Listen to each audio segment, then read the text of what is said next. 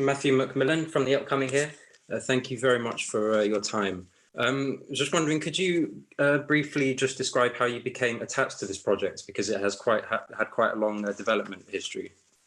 I had read the book just as a fan and thought it was a fantastic story, but I had to outweigh two big, powerful producers in Scott Rudin and Ryan Murphy, who were not able to get the story made. And then I was able to convince Sherry Fink that John Ridley and I were the guys to take a shot at her story. And we were fortunate and incredibly grateful that Apple shared our vision for this and gave us the green light and the opportunity to tell the story.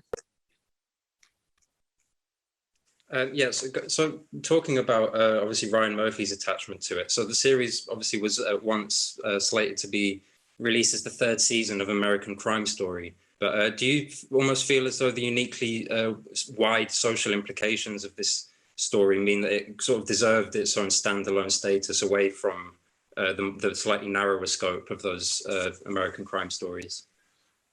I think that the book deserved to be told as its own story, and that, I think, is what we've tried to do. It's an incredible piece of nonfiction writing, and I think for John Ridley and I, everything that we needed was in this book to adapt it and to kind of tell a story that was, powerful. And this, it's this incredible story that's like it's a disaster thriller that morphs into a medical ethics drama, and that really was compelling to us. And these characters were just under the most incredible pressure and the most unimaginably difficult circumstances, and then had to make really, really difficult decisions. I mean, and that's good storytelling when you can find a story like that and really kind of chart a group of characters who are really heroic, but have to make some really, really tough decisions.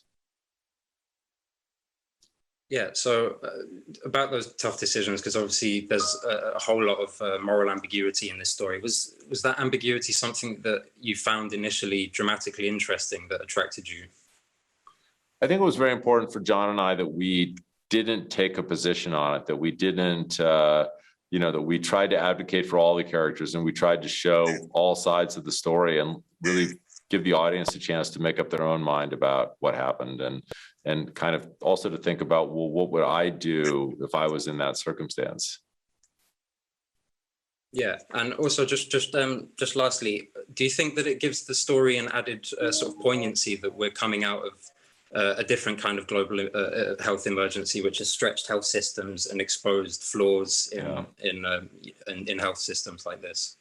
I mean, very much. I think I think everybody who has gone through the pandemic will bring their own personal experience to the watching of this story. And I think that will make it all the more powerful for them. And I think, we talk about how, history rhymes, and the events of Katrina seem very similar to a lot of the things that we've gone through during this pandemic. And, hopefully we'll learn some lessons from these things and be better prepared the next time something like this happens, because there will be a next time.